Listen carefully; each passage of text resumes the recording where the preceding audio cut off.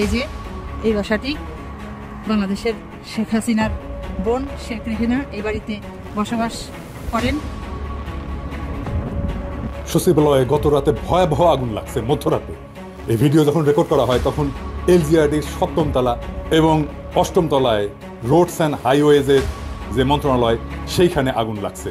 মাঝখানে একজন দমকল কর্মীকে ট্রাক চাপা দিছে, মারা গেছে শুনলাম। ঠিক কেন লাগলো এটা বলা মুশকিল। আগুনের দুর্ঘটনা অনেক উন্নত দেশেও হয়, কিন্তু সচিবালয়ের মতো গুরুত্বপূর্ণ স্থাপনায় এইভাবে ভয়াবহ আগুন লাগার ঘটনা কোনো সাধারণ ঘটনা না। এখনো পর্যন্ত আগুন নিয়ন্ত্রণে আনা যায়নি। আমরা নজরে রাখতেছি কোনো ভিন্ন উদ্দেশ্য নিয়ে আগুন লাগানো হয়েছে কিনা তা আমরা জানতে পারবো।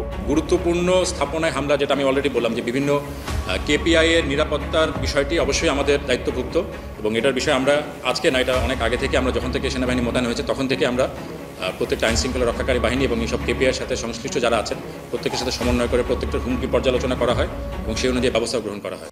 ট্যাঙ্ক থেকে ছোড়া গোলা ও গুলির শব্দে প্রকম্পিত চারপাশ। বহিঃশত্রুর বিরুদ্ধে চলছে তীব্র লড়াই। সাজোয়া যান নিয়ে এগিয়ে যাচ্ছে বাংলাদেশ সেনাবাহিনী। একের পর এক আক্রমণে ধ্বংস হয় শত্রু বাহিনীর ঘাঁটি। সেনাবাহিনীর কার্যক্রম আন্তর্জাতিকভাবে প্রশংসিত, তবে এ নিয়ে সন্তুষ্ট না থেকে মানোন্নয়নের পাশাপাশি লক্ষ্যকে বহুদূর নিয়ে যেতে সেনা সদস্যদের পরামর্শ দিলেন সেনাপ্রধান জেনারেল। লোকজন আছে সেনাবাহিনী এবং আপনাদের বিভিন্ন ধরনের নিরাপত্তা দিয়ে যাচ্ছে।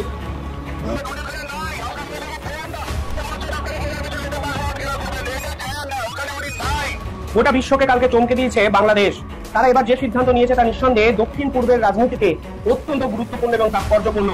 প্রায় ৫ দশক পর, অর্থাৎ ৫০ বছর পর সেই দিন এসে গেছে, সেই ক্ষণ এসে গেছে। এবার শুধু খেলার পালা, খেলা হবে। ৩ লক্ষ সৈন্যের একটা বিশাল রিজার্ভ তিনি করছেন। সেই ট্রেনিং করা সৈন্যগুলোর মধ্যে থেকে ৮২,০০০ রিজার্ভ সেনা অলরেডি ভারতের পথে গাড়িতে আছে এই মুহূর্তে। পরিস্থিতি কোন দিকে যাচ্ছে টেনশনিক, যে খেলা এবার ভিন্ন উপায়ে খেলবে। এবার ভারতকে বড় ধাক্কা দিতে চলেছে ইউনুস প্রশাসন, আর এই বিষয়টি নিয়ে নাকি ইতিমধ্যেই প্রশাসনিক স্তরে নির্দেশও দিয়ে দিয়েছেন ইউনুস। মঙ্গলবার বেলা ১১টার কিছু পর বিকট শব্দে টিউব থেকে ছুটে যায় মিসাইল, যা ৪ মিনিটের মধ্যে ১২০ কিলোমিটার রেঞ্জে গিয়ে আঘাত আনতে সক্ষম হয়। এর ঠিক ১০ মিনিট পর টিউব থেকে ছোড়া হয় দ্বিতীয় মিসাইল। এভাবে সেনা গঠন নতুন টাইগার মিসাইল সিস্টেমের সফল ফায়ারিং হয়। এই দেশের ধ্বংসের জন্য আপনাদেরকে দায়ী করি। আমি আমার ব্যক্তিগত জায়গা থেকে আপনাদের বিরুদ্ধে যুদ্ধ ঘোষণা করলাম, ঠিক আছে? আপনাদের একজন উপদেষ্টা আছে মাহফুজ আলম, একদম একটা পাগল। সময় আছে, অন্য ভালো বাহিনীর সদস্যদের কাছে জেনেছেন সার্বিক অবস্থা, দিয়েছেন বিশেষ নির্দেশনাও। বাংলাদেশ ভালো মান অর্জন করেছি বলে বাংলাদেশ সেনাবাহিনী বরাবরের মতো বাংলাদেশের সর্বোচ্চ রক্ষক তারা। এখন বাংলাদেশ সেনাবাহিনী তাদের সর্বোচ্চ ক্ষমতা প্রয়োগ করেছে এবং আসল শক্তি সবাইকে দেখিয়েছে। আপনারা তো সবাই জানেন পাকিস্তানের সৈন্যর সাথে বাংলাদেশের সেনাবাহিনী এক হয়েছে এবং তারা কিন্তু দ্বিগুণ শক্তিশালী হয়েছে, এবং এই দ্বিগুণ শক্তিশালী হওয়ার পরেই ভারতকে উচিত জবাব দিয়েছে। এখন ভারত বুঝতে পারবে বাংলাদেশ কি জিনিস এবং বাংলাদেশের সেনাবাহিনী কি জিনিস। আপনারা সম্পূর্ণ ভিডিও দেখবেন। এইসব বিষয়ে আমরা পর্যালোচনা করে অনেক তথ্য পাই, অনেক ভিডিও পাই। সেই ভিডিওগুলো আপনাদের সামনে এক এক করে ধারাবাহিক দেখাবো আমরা ঘটনাস্থলে থেকে যেগুলো রেকর্ড করেছি। আপনারা সম্পূর্ণ ভিডিও দেখবেন। বাংলাদেশ সেনাবাহিনীর কার্যক্রমগুলো দেখলে আপনারা অবাক হয়ে যাবেন। সচিবালয় আগুন নিয়ে কিন্তু ভারতের অবস্থা চরম লেভেলে খারাপ। দর্শক শ্রোতা, জুম্মা নামাজের পরে এ কেমন ঘোষণা দিল জাতিসংঘ থেকে আজকের এই ভিডিওতে বিস্তারিত এবং প্রমাণের মাধ্যমে সবকিছু দেখতে পারবেন। আশা রাখবো সম্পূর্ণ ভিডিওটি দেখবেন। বিশ্ব কথা না বাড়িয়ে সরাসরি বিস্তারিত ভিডিওতে নিয়ে যাবো। তার আগে ছোট্ট একটা রিকোয়েস্ট, যারা এরকম ভিডিও দেখতে পছন্দ করেন দ্রুত এই চ্যানেলটি সাবস্ক্রাইব করে আমাদের সাথেই থাকবেন। চলুন এই ভিডিওতে লাইক করে বিস্তারিত ভিডিওটি মোবাইলের স্ক্রিন থেকে দেখে আসি। আমি আপনাদেরকে বাংলাদেশের প্রধানমন্ত্রী শেখ হাসিনার ছোট বোন শেখ রেহেনা লন্ডনে যে বাড়িতে বসবাস করেন সেই বাড়িটি দেখাবো, এবং এই বাড়িতে শেখ হাসিনা লন্ডনে এলে তিনিও বোনের সাথে থাকতেন। এই বাড়িতেই তিনি রাতে যাপন করতেন। সেই বাড়িটি আজ আপনাদেরকে দেখাবো। এখানে আরো একটি কথা বলে রাখা ভালো যে লন্ডনের এই বাড়িটি শেখ রেহেনার নামে কেনা নয়, এটি বাংলাদেশের বিশিষ্ট ব্যবসায়ী সালমান এফ রহমান, তার ছেলে শায়ান রহমানের লেডি বার্ড প্রপার্টি এই কোম্পানির নামে কেনা। ২০১১ সালের ২৮শে জানুয়ারি এই বাড়িটি ১২,০৫,০০০ পাউন্ড দিয়ে কেনা হয়েছিল এবং নগদ অর্থে এই বাড়িটি কেনা হয়েছিল। বাড়ির কাছে আমি যাচ্ছি, এরিয়াটা আপনাদেরকে দেখাচ্ছি যে প্রত্যেকটা বাড়িঘর অনেক সুন্দর। তো শেখ রেহেনার বসবাসকারী বাড়িটি আপনাদেরকে এখন দেখাবো। যাচ্ছি আমি সেদিকে। আমি রাস্তার এই পাশে আছি, আর বাড়িটা হচ্ছে ওই অপর প্রান্তে, ওই পাশে। বাড়িটির কাছে যাচ্ছি। আমি অনেক দূরের থেকে আসলে হাঁটা শুরু করেছি। ওই যে একটি গাড়ি দেখতে পাচ্ছেন, ওই গাড়ির যে বাসায় পার্ক করা তারপরের বাসাটি হচ্ছে শেখ রেহেনার বাড়ি। এটি একটি সেমি ডিটাচ হাউস। এখানে বেডরুম আছে 4টি, 2টি আছে টয়লেট এবং 2টি আছে গেস্ট রুম। 56 নাম্বার বাসা। এই যে সাদা গাড়িটা দেখতে পাচ্ছেন, এই বাসাটি, এই বাসাটি বাংলাদেশের শেখ হাসিনার বোন শেখ রেহেনা এই বাড়িতে বসবাস করেন। এটা হচ্ছে তাদের নেইবারের আরেকটি বাড়ি। পুরো এরিয়াটা হচ্ছে এরকম। আর এই হচ্ছে রোডের নাম। এটি গ্রেটার লন্ডনের বার্নেট কাউন্সিলে।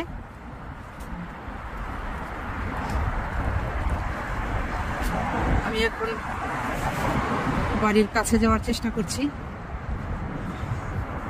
এই মুহূর্তে বেশি কথা বলবো না, চুপচাপ থাকবো।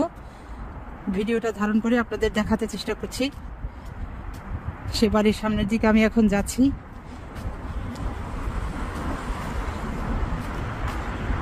এই সেই বাড়ি।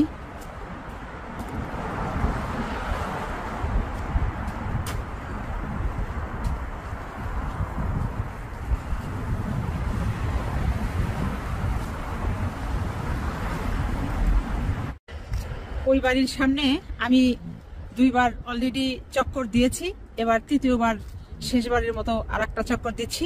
আপনারা একটা জিনিস খেয়াল করেন যে এই যে ধরেন এই যে বাড়ি, এ বাড়ির কিন্তু দরজা জানালায় কোনো গ্রিল নেই। তারপর হচ্ছে এই যে আরেকটি বাড়ি, এ বাড়িরও দরজায় জানালায় কিন্তু কোনো গ্রিল নেই। কিন্তু এই শেখ রেহেনা যে বাড়িতে বসবাস করেন তার যে বাড়িটি, পুরো বাড়িটি কিন্তু এই গ্রিল করা, লোহার গ্রিল দিয়ে আটকানো। খেয়াল করেছেন?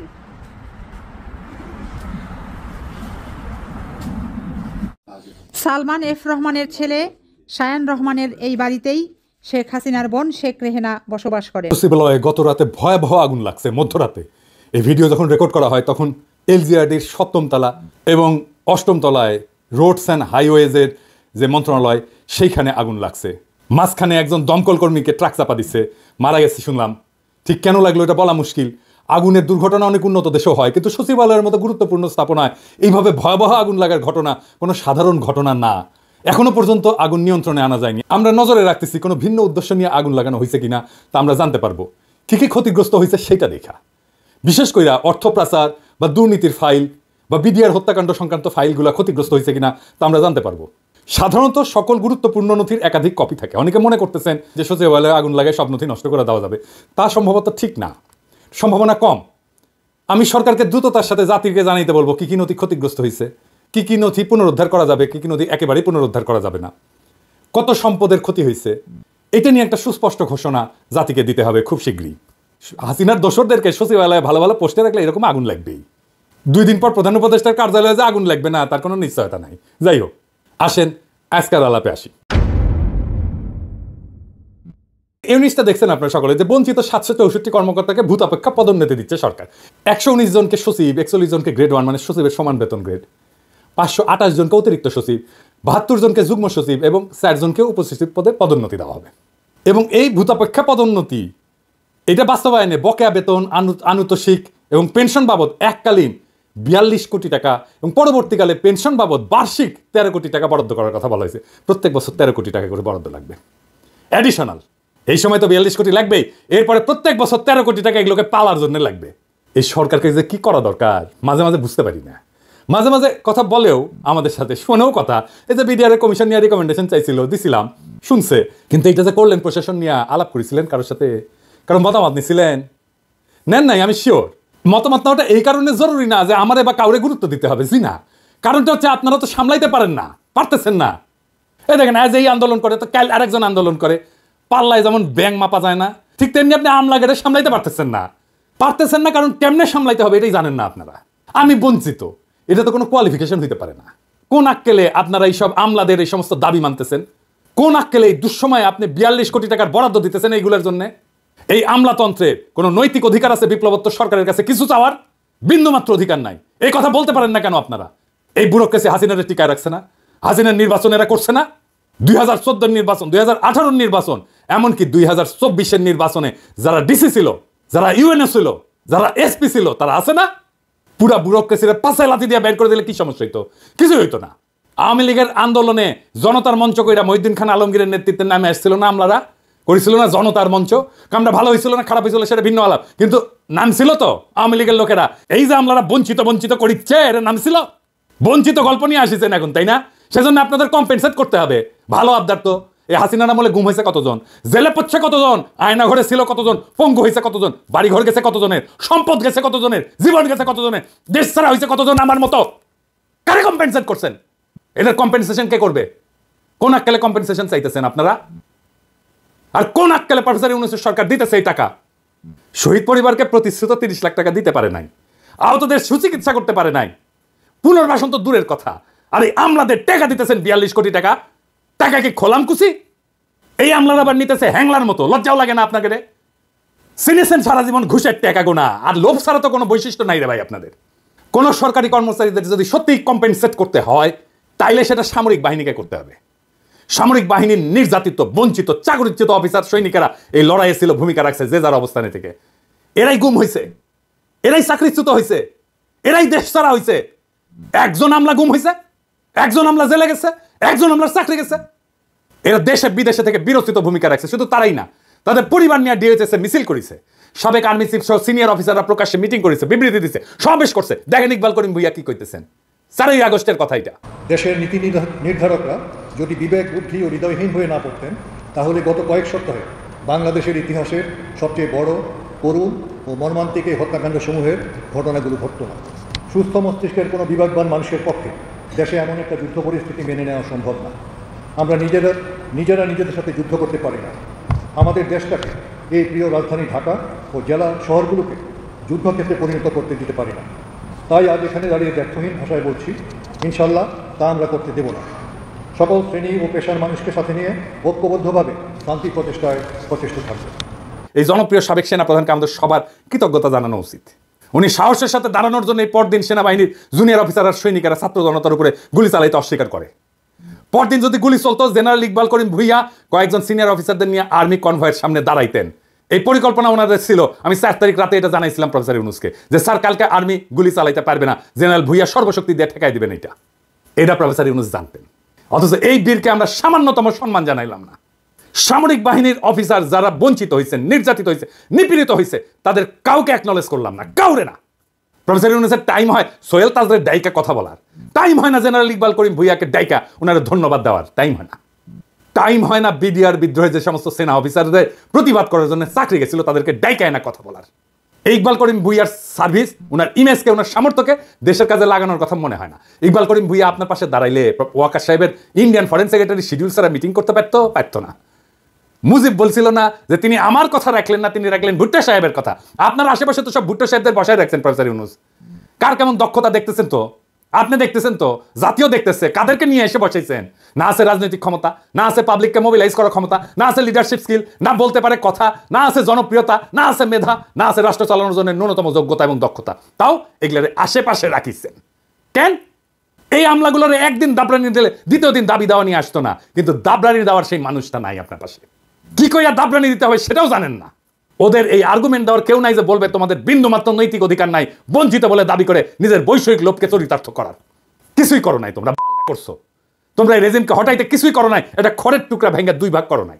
তাও তোমাদের জন্য জনগণের 42 কোটি টাকা খরচা হবে। এটা কে বলবে?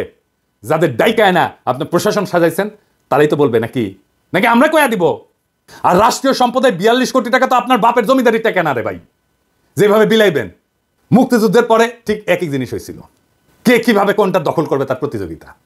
ফলাফল তো আমরা দেখেছি, তাই না? এরকম একটা ল্যাংরা খোড়া রাষ্ট্র পাইছি। এইরকম একটা বিপ্লব হলে এত মানুষ রক্ত দিল, এত ছাত্র রক্ত দিল, আপনি নিজেই বলছেন ছাত্ররা আপনাদের ক্ষমতায় বসেছে। কি করতেছেন তাইলে? হাসিনা শাসনের বেনিফিশিয়ারিরা কে কিভাবে কোথায় জায়গা করে নেওয়ার চেষ্টা করতেছে আমরা দেখতেছি, সব দেখতেছি। হাসিনা সরকারের বেনিফিশিয়ারিদের সাবধান করে দিয়ে বলতে চাই, করে কমে খাইতেছেন এমনি খান। রাষ্ট্রের রিসোর্স, রাষ্ট্রের গুরুত্বপূর্ণ ব্যক্তিদের আশেপাশে যাইবেন না, কোনো আলগা সুবিধা নেওয়ার চেষ্টা করবেন না। আপনাদের তো ভদ্রভাবে বললে বুঝেন না, শুনেন না। লোভ তো দুই চোখ ভরা চকচকা লোভ। মায়ের বুঝেন, মায়ের মায়ের মায়ের ভার্চুয়াল মায়ের না, একদম লাঠি দিয়া মায়ের বেদম পেটানো হবে, একদম ধরে রাস্তায় ফেলে পেটানো হবে। ওইটা করতে পারবো আমি, ওইটা করা হবে, কেউ বাঁচাইতে পারবে না। আগে থাকতে সাবধান হয়ে যান। আমি আর ইলিয়াস বলছিলাম শহীদ পরিবারদের প্রতিশ্রুত 30 লক্ষ টাকা দিয়ে দিবেন, 2 মাস সময় দিছিলাম। আজকে আবার মনে করাই দিলাম প্রফেসর ইউনূসের সরকারের। এই প্রসঙ্গে আজকে আমার ফাইনাল আলাপ। জুলাই আগস্ট বিপ্লবের আহত আর শহীদ পরিবারের দায়িত্ব আর পুনর্বাসন নিয়ে আপনাদের দীর্ঘসূত্রিতার পরিকল্পনাহীনতা ক্ষমাহীন পর্যায়ে পৌঁছেছে। আপনাদের না আছে পরিকল্পনা, না আছে উদ্যোগ, না আছে সেন্সিটিভিটি। আমি সুইডেনেও জুলাই ফাউন্ডেশনের জন্য অনুদান দেওয়ার ব্যাপারে ক্যাম্পেইন করে আসছি। আপনারা যদি কাজটা শুরু করার আগে আলাপটা করতেন, তাহলে আরো ইনোভেটিভ আইডিয়া, সৃজনশীল আইডিয়া দিতে পারতাম। ওটা তো করবেন না। আমাকে তো মানুষ বলে মনে করেন না। বিপ্লবের স্টেক হোল্ডার বাদ দেন, মানুষ বলেই মনে করেন না আপনারা। আমাদের সমাজের একটা শক্তি আছে, সেই শক্তিকে কাজে লাগাইতে হইতো। সেটা করলেন না, শুনলেনও না কিভাবে এটা করা যায়। এখন পারতেছেন না, না পারতেছেন চিকিৎসা দিতে আহতদের, না পারতেছেন শহীদদের পরিবারদের পুনর্বাসন করতে। আমি নিজে ব্যক্তিগতভাবে 2টা পরিবারের দায়িত্ব নিছি। আনাসের পরিবার আর রাখির দায়িত্ব নিছি বাবা হিসাবে। আনাসের বাবা একটা সম্মানজনক চাকরি করতেছে, রাখি এখন চাকরি করতে পারবে না, কারণ ওর বাচ্চাটা ছোট। তাই আমি ওর পুরা পরিবারের দায়িত্ব নিছি। রাখি আগের বাসায় আছে, বাসা ছাড়তে হয় নাই। টাকার অভাবে ওর গয়না বন্ধক দিয়া টাকা ধার করছিল, 3.5 লাখ টাকা। সেটা ছাড়াই আনছে ও, টাকাটা শোধ দিয়া। ওর পরিবারের সকল খরচ আর সন্তানের লেখাপড়ার দায়িত্ব আমার। খোদা তাআলা আমার সামর্থ্য দিছে, চাইলে আমি আরও শহীদ পরিবারের দায়িত্ব নিতে পারবো, আমি নিবও সেটা। রাখির জীবন যেন নিশ্চিন্ত আর নির্বিঘ্নে কাটে, তার জন্য সবকিছু করবো, যা যা করার দরকার করবো, যার যার দায়িত্ব নেবো। প্রত্যেকটা পরিবারের আমি সবকিছু করবো। রাখির সাথে কথা হইলে দেখেন সে কত নিশ্চিন্ত থাকে, নির্বিঘ্ন থাকে। ইদানিং আমার মতো 1 লাখ পিনাকি আছে, আরো বেশি আছে বাংলাদেশে আছে, যারা রাখিদের আনাসদের পরিবারের দায়িত্ব নিতে চায়, আন্তরিকভাবে চায় এবং নেবেও। তাদের শক্তিকে কাজে লাগাইতে পারতেন। এই যে মডেল আমি দিলাম রাখিরে নিয়া, আনাসরে নিয়া, এটাই হয়তো আমাদের জুলাই শহীদ পরিবার আর আহতদের পুনর্বাসনের সবচেয়ে সাস্টেনেবল মডেল। আর এই মডেল তো আমার না, প্রফেসর ইউনূসের দেখানোর কথা ছিল, ঠিক কিনা? প্রফেসর ইউনূস একটা শহীদ পরিবারকে নিজের কাছে রাখতে পারতেন না?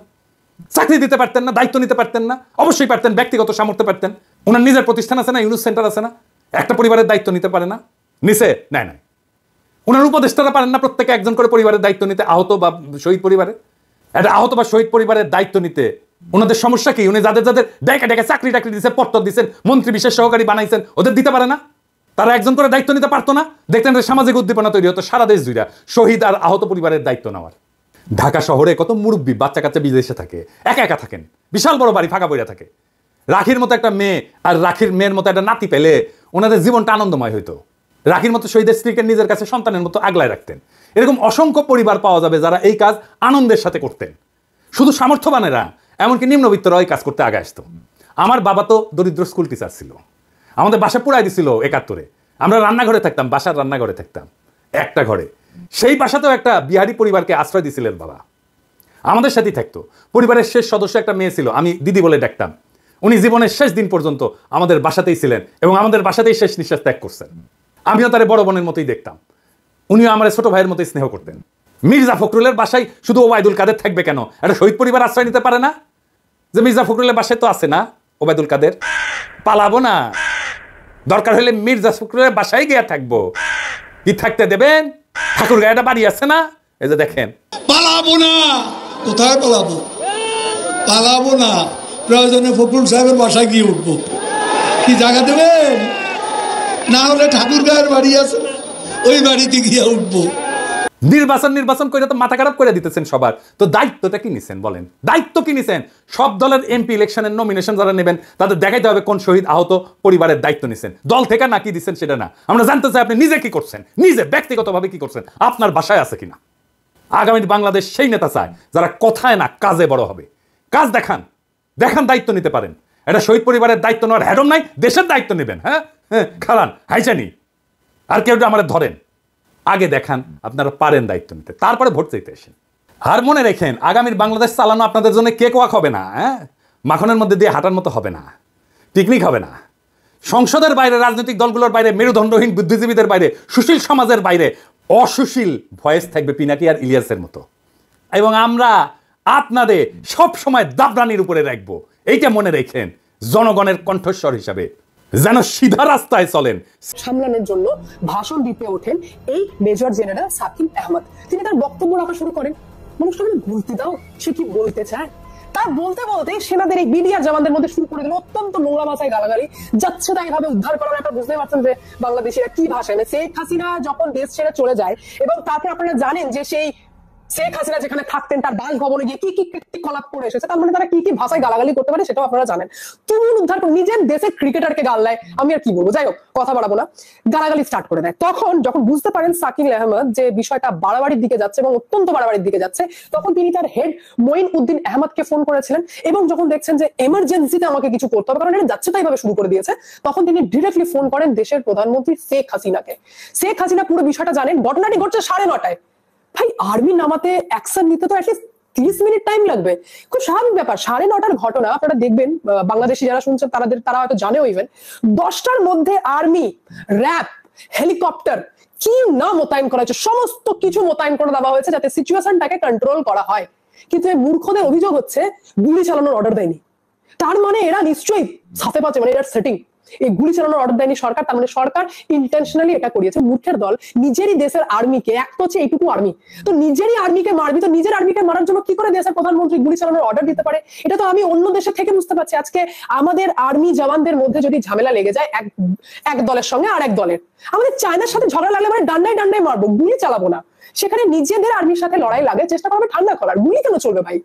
সেখানে খুব স্বাভাবিক শেখ হাসিনা অর্ডার দেননি, বলেছে আরে ম্যাটারটাকে ঠান্ডা করো, কিন্তু দোষ অর্ডার দেননি, মানে নিজের দেশের আর্মিকে আমরা নিজেরা মারবো। সেই কারণে তিনি কি করলেন, এই সিচুয়েশনটা, মানে এই সিচুয়েশনের মধ্যে বিডিআর জওয়ান নিজেদেরই আর্মির প্রধানদেরকে দুমদুম, যে আর্মি দেশ স্বাধীন করতে যত না উচ্চ পদের আর্মি মারা গেছিল, এদের আন্দোলনে তার বেশি উচ্চ পদের আর্মি মারা গেল। তার মধ্যে 74 জন নিহত, 74 জন মারা গেলেন, 57 জন আহত। এবার এই যে নিহত হয়েছিলেন তার মধ্যেই ছিলেন কিন্তু ক্যাপ্টেন তানভীর হায়দার, যার ওয়াইফ তাসনুভা ভাবি, যিনি এখন অভিযোগ করছেন যে শেখ হাসিনার সাথে তলায় তলায় যোগাযোগ রাখছেন বাংলাদেশের সেনাপ্রধান ওয়াকারুজ্জামান। আচ্ছা, এই ঘটনার মধ্যে ভারতের সাতপাঁচ কোথায়? ভারতের কি ইন্টারেস্ট ভাই? ভারতের খেদে কাজ নেই যে তুমি তোমার দেশের আর্মিকে মারবে, সেই জন্য আমরা এখান থেকে লোক পাঠাবো বা লোক ঠিক করবো বা প্ল্যানিং করবো। আমাদের দেশে কূটনীতি রাজনীতি করার টাইম কম পড়েছিল নাকি যে ওই দেশে রাজনীতি করতে যাবো এই ম্যাটার নিয়ে? 2009 সালের ঘটনা কুড়ে এখন ভারত আর শেখ হাসিনাকে ব্লেম করা হলো। ওয়েল গুড, কতটা মূর্খের দল, সুখে থাকলে ভূতে কেলায়, এই লাইনটাও বাংলাদেশের সঙ্গে পারফেক্ট যায়। আমি নেক্সট ইনফরমেশন আপনাদেরকে দিই। রাশিয়াকে বলা হয়েছে যে তুমি $5 বিলিয়ন ধাঁধলি করেছো শেখ হাসিনার ভারতকে মিলিত ভাবে। আরে মূর্খ, ইউক্রেন বাপ করছে যে প্লিজ আমাকে একটু সেটিং করে দেওয়া হোক, সেখানে রাশিয়ার সাথেও প্রভোকেটিভ, মানে জোর করে প্রভোক করা, জোর করে উত্তপ্ত করা, যে আয় ভাই আমাকে মার, আমি মার খাবার জন্য রেডি, আমাকে এসে অ্যাটাক কর, প্লিজ মার, প্লিজ প্লিজ। কে দেশের রীতে এসছে ইউনুস নাকি দেশের ক্ষতি করতে এসছে? কারণ ক্ষতির কথা আমি এই কারণেই বললাম, কারণ ইনফরমেশন বলছে যে বাংলাদেশে তৈরি হচ্ছিল নিউক্লিয়ার পাওয়ার প্লান্ট। কারেন্টের সমস্যা হয় তো, বাংলাদেশি যারা শুনছেন কারেন্টের প্রবলেম হয়, সেই কারণে শেখ হাসিনা একটা পাওয়ার প্লান্ট বানাচ্ছিলেন যেটা 2400 মেগাওয়াট বিদ্যুৎ উৎপাদন করবে, যেটার জন্য কনফার্ম করা হয় যে $12.65 বিলিয়ন সাইন করা হয় যে এটা খরচা হবে। সেই কারণে এখন বাংলাদেশ বলছে যে এই রাশিয়া আর ভারত আর শেখ হাসিনা মিলে $5 বিলিয়ন ধাঁধলি করেছে। বিষয়টা হচ্ছে যে টাকা দিতে চাইছি না, সেই কারণে আমি এই সমস্ত অভিযোগ লাগাবো। কারণ রিসেন্ট আমার কাছে খবর এসেছে যে যেদিন থেকে শেখ হাসিনা গভর্নমেন্ট উল্টেছে সেদিন থেকে এই পাওয়ার প্ল্যান্টের কাজ ডেড স্টপ করে দেওয়া হয়েছে। ভারত নিজের যে সমস্ত কর্মচারীরা ছিলেন তাদেরকে ডেকে পাঠিয়েছেন, রাশিয়াও স্টপ করে দিয়েছে এবং রাশিয়া বলেছে $630 মিলিয়ন ইন্টারেস্ট বাংলাদেশকে আমাকে দিতে হবে। $630 মিলিয়ন। এখন এই টাকা দেওয়ার ক্ষমতা অকাদ বাংলাদেশের নেই, সেই কারণে শুরু করেছে রাশিয়ার সাথে অশান্তি, যাতে টাকা না দিতে হয়। ঠিক যেমন ভারতের সঙ্গে ফান্ডা, সেরকম রাশিয়ার সাথে। রাশিয়া বলেছেন বাংলাদেশের গভর্নমেন্টকে আমি মানি না। ভারত তো উত্তরই দেয়নি। ভারত এই অভিযোগের উত্তর ভারত এটা দিয়েছে যে তোমাদের আগের দিনের পাঠানোর, শেখ হাসিনাকে ফেরত পাঠানোর সেই চিঠি আমি গ্রহণ করলাম। এটা ছিল ভারতের উত্তর, আমি চিঠি গ্রহণ করলাম। প্রায় 8টির মতো অ্যাটাক হেলিকপ্টার ক্রয় করতে চলেছে বাংলাদেশ বিমান বাহিনী, যেটা বাংলাদেশ বিমান বাহিনীর প্রধান নিজেই তার ভাষণে বলেছে। আর এই কারণে বাংলাদেশ এবার দক্ষিণ এশিয়ায় অন্যতম শক্তিশালী রাষ্ট্রে পরিণত হতে চলেছে। আর এইসব দেখে ভারতের প্রধানমন্ত্রী নরেন্দ্র মোদীর ধুতি ঢিলা হয়ে গেছে। তারা কোনোভাবেই বাংলাদেশকে আটকাতে পারছে না, তারা কোনোভাবেই বাংলাদেশকে তাদের আয়ত্তে নিয়ে আসতে পারছে না। বাংলাদেশ এগিয়ে চলছে নিজ গতিতে, কেনা হচ্ছে ভয়ঙ্কর সব সামরিক অস্ত্র। এছাড়াও নিজ দেশেই বর্তমানে মিসাইল তৈরি এবং মিসাইল উৎপাদনের কারখানা স্থাপন করা হচ্ছে, যেটা হয়ে গেলে বাংলাদেশ হবে পৃথিবীর মধ্যে অন্যতম শক্তিশালী একটি রাষ্ট্র এবং দক্ষিণ এশিয়ায় নতুন পরাশক্তি হিসাবে আবির্ভাব ঘটতে চলেছে বাংলাদেশের, যেটা ভারত কখনো কল্পনা করেনি। সবকিছু মিলিয়ে আজকের ভিডিওটি অনেক বেশি গুরুত্বপূর্ণ হতে চলেছে, তাই আজকের ভিডিওটি অন্তত শেষ পর্যন্ত মনোযোগ সহকারে দেখার অনুরোধ রইল। আপনারা হয়তো ইতিমধ্যে জেনে গেছেন যে বাংলাদেশ বিমান বাহিনী কিন্তু চীনের কাছ থেকে 16টির মতো জে-10C ফাইটার জেট ক্রয় করেছে। আর জে-10C ফাইটার হলো বর্তমান যুগের অন্যতম শক্তিশালী একটি ফাইটার জেট। বর্তমানে পাকিস্তান বিমান বাহিনী ও চীনা বিমান বাহিনী এই যুদ্ধ বিমানটি অপারেট করছে, আর এটিকে রাফেল যুদ্ধ বিমানের সমকক্ষ হিসাবে ধরা হয়ে থাকে। এমনকি কিছু কিছু ক্ষেত্রে এই যুদ্ধ বিমানটি ভারতের অত্যাধুনিক যুদ্ধ বিমান রাফেল যুদ্ধ বিমানের চেয়ে অনেক এগিয়ে আছে। এমনকি এটি একটি সিঙ্গেল ইঞ্জিন বিশিষ্ট যুদ্ধ বিমান এবং এটির স্পিড হলো ম্যাক 2, অর্থাৎ এটি শব্দের গতির চেয়েও দ্বিগুণ স্পিডে ছুটতে পারে। এবং এটির অন্যতম সক্ষমতা হলো এটি কিন্তু রেডারকে ফাঁকি দিতে সক্ষম, অর্থাৎ এটি ভারতের যে কোনো রেডারকে ফাঁকি দিয়ে মূল ভারতের ভূখণ্ডেও আঘাত হানতে সক্ষম। এবং এই যুদ্ধ বিমানটির রেঞ্জও কিন্তু অনেক বেশি, এর রেঞ্জ প্রায় 1850 কিলোমিটার, অর্থাৎ এটি একবার আকাশে উড়িয়ে ভারতের মুম্বাই শহরে আক্রমণ করে ফিরে আসা সম্ভব। এবং এই যুদ্ধ বিমানটি কিন্তু বিপুল পরিমাণে বোমা বহনে সক্ষম, এটি প্রায় 18,050 কেজি বোমা বহনে সক্ষম, অর্থাৎ 18 টন বোমা বহন করা যাবে এই যুদ্ধ বিমান দিয়ে। আর এটি একটি মাল্টিরোল ফাইটার জেট এবং এই যুদ্ধ বিমানের গতি এত বেশি এবং এটি এত বেশি বোমা বহন করতে পারে যে এটি দিয়ে মাত্র 30 মিনিটের মধ্যেই ভারতের কলকাতাকে উড়িয়ে দেওয়া সম্ভব। আর এটি নিয়ে চিন্তায় পড়ে গেছে পুরো ভারতীয় মিডিয়া, তারা কোনোভাবে মেনে নিতে পারছে না যে বাংলাদেশ চীনের কাছ থেকে জে-10C ক্রয় করছে। বন্ধুরা, জে-10C ছাড়াও আরও একটি সুখবর আপনাদেরকে জানাই, আর সেটি হলো যে বাংলাদেশ কিন্তু এবার সাবমেরিন ক্রয় করতে চলেছে। আর এটি একটি না দুইটি না, প্রায় 12টির মতো সাবমেরিন ক্রয় করার প্ল্যান রয়েছে বাংলাদেশের। আপনারা হয়তো ইতিমধ্যে জানেন যে বাংলাদেশ নৌবাহিনী কিন্তু ইতিমধ্যেই 2টি সাবমেরিন অপারেট করে, আর 2টি মিং ক্লাস সাবমেরিন। আর এই মিং ক্লাস সাবমেরিনগুলো বেশ পুরনো, তাই এগুলোকে আপগ্রেড করার জন্য বাংলাদেশ এবার চীনের কাছ থেকে পর্যায়ক্রমে 12টি সাবমেরিন অর্ডার করতে চলেছে। এমনকি আপনারা হয়তো এটাও জানেন যে 52 শেখ হাসিনা নামক একটি সাবমেরিন বেস রয়েছে বাংলাদেশের চট্টগ্রামে 52 শেখ হাসিনা নামক সেই সাবমেরিন ঘাঁটিটি অবস্থিত। এইখানে প্রায় 6টির মতো সাবমেরিন রাখার ফ্যাসিলিটিস রয়েছে। এমনকি এই সাবমেরিন ঘাঁটিটিকে যদি আরেকটু বাড়ানো যায় বা নতুন করে যদি আরেকটি সাবমেরিন ঘাঁটি তৈরি করা হয়, তাহলে সেখানেও সাবমেরিন রাখা যাবে। বাংলাদেশের হাতে যদি 12টির মতো সাবমেরিন চলে আসে, তাহলে বাংলাদেশ নৌবাহিনী কিন্তু দাপটের সাথে বঙ্গোপসাগরে রাজত্ব করবে। এমনকি ভারতের যে কোনো নৌবলককে মুহূর্তে ভেঙে দিতে সক্ষম হবে বাংলাদেশ নেভি। এখন দেখার বিষয় যে বাংলাদেশ কবে নাগাদ এই সাবমেরিনগুলো ডেলিভারি পায়। বন্ধুরা, এবার আপনাদেরকে আরও একটি সুখবর দিতে চাই, আর সেটি হলো যে বাংলাদেশ কিন্তু এবার অ্যাটাক হেলিকপ্টার ক্রয় করতে চলেছে। আপনারা হয়তো বাংলাদেশ বিমান বাহিনীর সে ভাষণে শুনেছেন যে বাংলাদেশ ইমার্জেন্সিভাবে যুদ্ধ বিমানের পাশাপাশি অ্যাটাক হেলিকপ্টারও ক্রয় করতে চলেছে। আর বাংলাদেশের আপকামিং অ্যাটাক হেলিকপ্টারগুলো হতে পারে আমেরিকার তৈরি অ্যাপাচি অ্যাটাক হেলিকপ্টার। আর অ্যাটাক হেলিকপ্টার যুদ্ধক্ষেত্রে কতটা যে ভয়ঙ্কর তা আপনারা কল্পনাও করতে পারবেন না। ধারণা করা হয়ে থাকে যে যুদ্ধক্ষেত্রে 10টি যুদ্ধ ট্যাঙ্কের সমান একটি অ্যাপাচি অ্যাটাক হেলিকপ্টার। আর এই অ্যাপাচি অ্যাটাক হেলিকপ্টারগুলো বিশ্বমানের, এমনকি এই অ্যাপাচি অ্যাটাক হেলিকপ্টারগুলো বিশ্বের বিভিন্ন যুদ্ধে অংশগ্রহণ করেছে, তাই এর কোয়ালিটি নিয়ে কোনো রকম সন্দেহ থাকার কথা নয়। যুদ্ধক্ষেত্রে ভয়ঙ্কর একটি অস্ত্র হবে এই বাংলাদেশের অ্যাপাচি অ্যাটাক হেলিকপ্টার। তবে কোনো কারণে যদি আমেরিকা বাংলাদেশের কাছে অ্যাপাচি অ্যাটাক হেলিকপ্টার বিক্রি করতে না চায়, তাহলে আরেকটি অপশন আমাদের হাতে রয়েছে, আর সেটি হলো তুরস্কের তৈরি টাইগার অ্যাটাক হেলিকপ্টার। তুরস্কের এই টাইগার অ্যাটাক হেলিকপ্টারগুলো কিন্তু ভয়ঙ্কর লেভেলের মারাত্মক। তবে সেটা যাই হোক, আমেরিকার হোক বা তুরস্কের হোক, যে কোনো একটি দেশের অ্যাটাক হেলিকপ্টার হলে আমাদের চলবে, কারণ এই দুটি অ্যাটাক হেলিকপ্টারই প্রায় সমকক্ষ মানের। আর বাংলাদেশ বিমান বাহিনীতে অ্যাটাক হেলিকপ্টার যুক্ত হয়ে গেলে বাংলাদেশ বিমান বাহিনী আরও এক ধাপ এগিয়ে যাবে এবং যুদ্ধক্ষেত্রে তাদের সক্ষমতা বহুগুণে বেড়ে যাবে। বন্ধুরা, এবার আমি আপনাদেরকে আরও একটি সুখবর দিতে চাই, আর সেটি হলো যে এবার বাংলাদেশে তৈরি হবে ভয়ঙ্কর মিসাইল, অর্থাৎ বাংলাদেশে এবার তৈরি হতে পারে শাহিন 2 এর মতো ভয়ঙ্কর ব্যালিস্টিক মিসাইল। আর এখানে আমাদেরকে সহায়তা করবে পাকিস্তান। ইতিমধ্যে কিন্তু পাকিস্তানের বেশ কিছু বিজ্ঞানী বাংলাদেশে এসেছে বলে খবর ছড়িয়েছে। হয়তো বাংলাদেশের গাজীপুরে খুব শীঘ্রই একটি মিসাইল ফ্যাক্টরি তৈরি হবে। এছাড়াও চীনের সহযোগিতায় বাংলাদেশে কিন্তু এয়ার ডিফেন্স সিস্টেমের তৈরি যে FM-90 রয়েছে সেটি তৈরি হতে চলেছে। অর্থাৎ বাংলাদেশে এবার তৈরি হবে আকাশ প্রতিরক্ষা ব্যবস্থা FM-90, আর এটি ব্যাপক কার্যকরী একটি এয়ার ডিফেন্স সিস্টেম। যদিও এটি শর্ট রেঞ্জের একটি এয়ার ডিফেন্স সিস্টেম, তারপরও কিন্তু এটি যথেষ্ট কার্যকরী। আমরা শুধু যে অন্য দেশে আক্রমণ করব তা কিন্তু নয়, আমাদের নিজেদেরকেও সুরক্ষিত রাখতে হবে। প্রিয় দেশবাসী, শুরু থেকে শেষ পর্যন্ত যারা এই ভিডিওটি দেখেছেন সকলকে জানাই অসংখ্য ধন্যবাদ। যারা এরকম নিউজ ভিডিও পেতে পছন্দ করেন তারা অবশ্যই এই চ্যানেলটি সাবস্ক্রাইব করে পাশে থাকা বেল আইকনটি বাজিয়ে দিবেন। যারা এখন এই ভিডিওটি শেয়ার করেননি, এই ভিডিওটি দ্রুত শেয়ার করে সকলকে দেখার সুযোগ করে দিন। আজকের মতন এই পর্যন্ত, দেখা হচ্ছে পরবর্তী কোনো ভিডিও নিয়ে ইনশাল্লাহ।